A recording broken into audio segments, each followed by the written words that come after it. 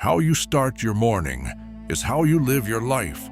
Not sometimes, not on productive days, every single day. Because the morning is not just the beginning of your schedule. It is the moment where control is decided, before the world touches you, before noise enters your mind, before anything external interferes. There is a small window, a quiet moment. And in that moment, you are either in control or you lose it. Most people lose it immediately, before they even sit up, before they even think. Alarm, snooze, again, snooze. And already, you are negotiating with weakness. You are telling yourself, just 5 more minutes. But it's never about 5 minutes, it's about control, because the moment you delay what you said you would do, you train your mind to disobey you. And once your mind stops listening, everything becomes harder. Then comes the second mistake, the phone. You reach for it automatically. No awareness, no intention, just habit, scrolling, messages, notifications, news, other people's lives, other people's opinions, other people's emotions, flooding into your mind before you even stand up, before you even think your own thoughts. And just like that, you've lost the day. And because now your mind is not yours anymore, it has been hijacked. The Stoics understood this long before smartphones existed. They understood something deeper. If you don't take control of your mind early, you will spend the rest of the day reacting, recovering, trying to catch up. But you never fully do, because you started from a position of weakness, and the rest of your day becomes damage control. But the Stoics did something radically different. They treated the morning like a battlefield, not dramatic, precise, strategic. They knew, win the morning, and the rest of the day bends in your favor. Lose the morning, and you spend the entire day chasing control you already gave away. So here are 10 Stoic principles that don't just improve your morning, they rebuild your mind from the ground up. First, wake up with awareness, not with noise, not with distraction, with reality. You woke up today, and that might sound normal, but it isn't. There are people who went to sleep last night and never woke up. That's not negative, that's real. So this day is not guaranteed. It is not owed to you. It is not something you deserve. It is something you have been given. And once you truly understand that, you stop treating time like it's infinite. You stop wasting it. You stop delaying your life because you realize something most people avoid. You are running out of time. Second, prepare for difficulty, not for comfort, not for a smooth day, for reality, because reality is not built for your convenience. People will annoy you. Someone will disrespect you. Something will go wrong. Plans will fail. And if you expect everything to go your way, you will collapse at the first inconvenience. But if you expect resistance, you become stable. You become ready. Nothing surprises you. Nothing shocks you, because you already knew it was coming, and this gives you something rare: emotional control. Third, define what you control, because most people get this completely wrong.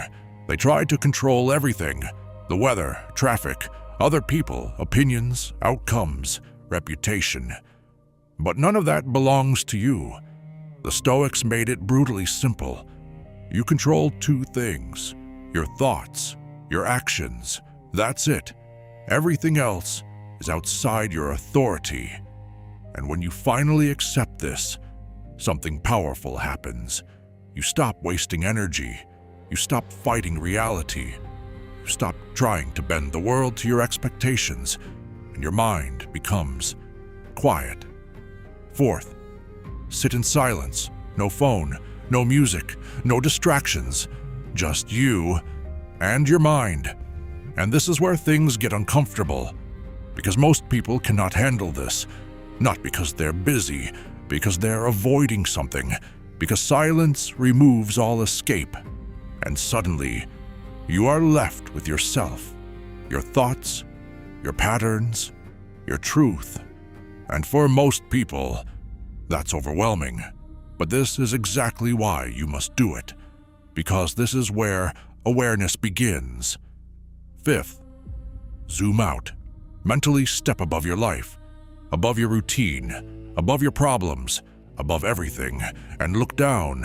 Look at your situation from distance, from perspective, and suddenly, everything changes. What felt overwhelming becomes small. What felt urgent becomes manageable. You realize something important. You are not the center of everything. And that's not depressing, that's liberating, because it means you don't have to carry everything. Sixth, remove the drama. Every situation has two layers, the fact and your interpretation. The fact is simple, neutral, objective. The interpretation is emotional, exaggerated, distorted, and most people suffer not because of what happens, but because of the story they tell themselves about it. This ruined my day. This is unfair.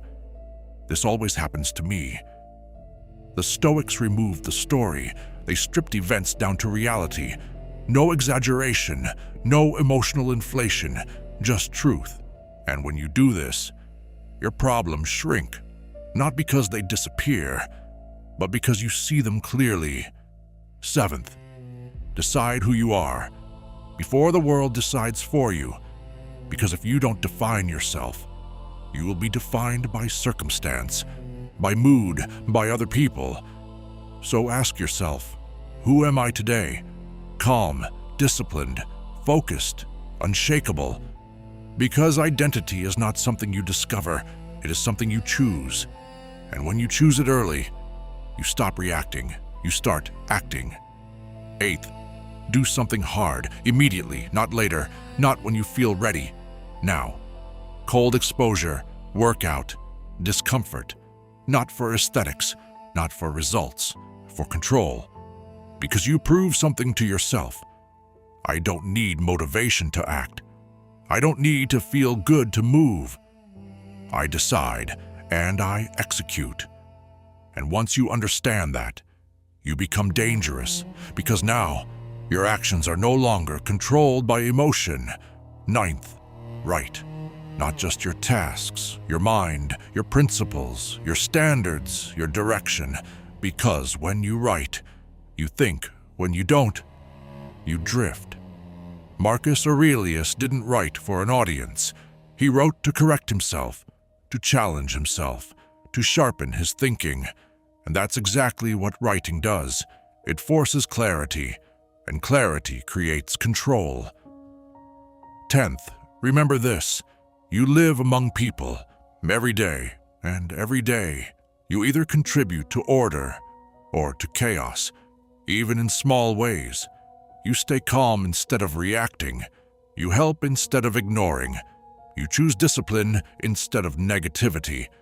It sounds simple, but it compounds, and over time, it defines you.